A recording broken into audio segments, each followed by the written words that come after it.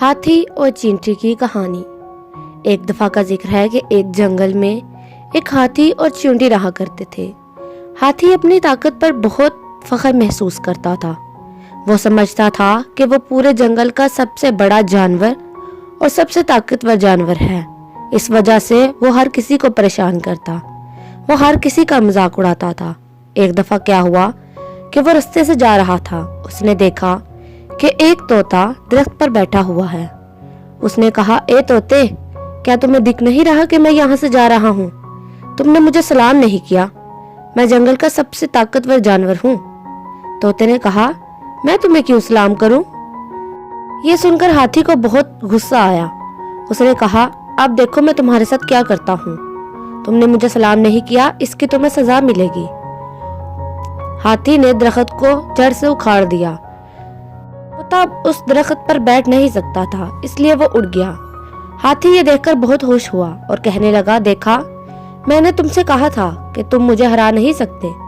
تم نے مجھے سلام نہیں کیا، اس کی تمہیں سزا ملی ہے۔ اب آئندہ سے تم یہ غلطی نہیں کرو گے۔ یہ سن کر طوطا تو اڑ گیا اور ہاتھی خوش ہو گیا۔ وہاں سے چلتے ہوئے ہاتھی ندی کے کنارے پر آ گیا، جہاں وہ روز پانی پینے آتا تھا۔ اتفاق سے ندی کے کنارے پر درخت کے پاس چونٹی کا ایک گھر تھا۔ چونٹی روزانہ وہاں سے نکلتی اور اپنے لیے کھانا جمع کرتی تھی۔ ہاتھی روزانہ کی بنا پر چونٹی کو بہت تنگ کرتا تھا۔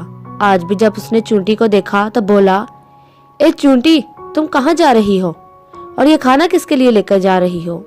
چونٹی نے کہا، ہاتھی، میں یہ کھانا اپنے لیے جمع کر رہی ہوں، کیونکہ جلد ہی بارشیں شروع ہونے والی ہیں، اس سے پہلے مجھے اپنے لیے کھانا جمع کرنا ہے۔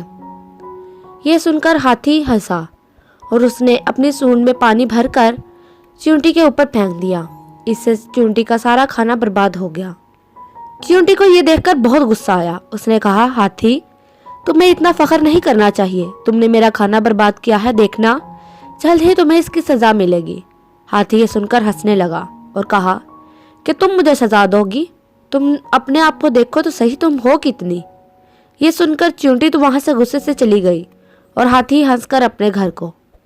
تھوڑے دنوں کی بات ہے کہ چونٹی جب اپنے گھر سے نکلی اناج اکٹھا کرنے کے لیے تو اس نے دیکھا کہ ہاتھی سو رہا ہے، تو اس کو فوراً سے ترکیب سوچی۔ اس نے سوچا کہ ہاتھی ہر کسی کو پریشان کرتا ہے، مجھے اس کو ایک سبق سکھانا چاہیے۔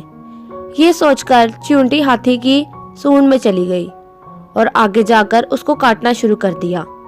اس کو اتنا کاٹا کہ ہاتھی جاگ گیا اور زور زور سے چلانے لگا کہ کون ہے میری سونڈ میں اور مجھے پریشان کر رہا ہے۔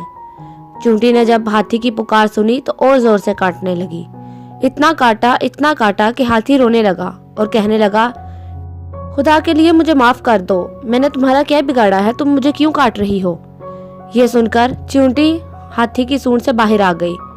جب ہاتھی نے چونٹی کو دیکھا تو وہ بہت حیران ہوا کہ ایک چھوٹی سی چونٹی نے کتنا برا حال کیا تھا اس کی سونڈ کا۔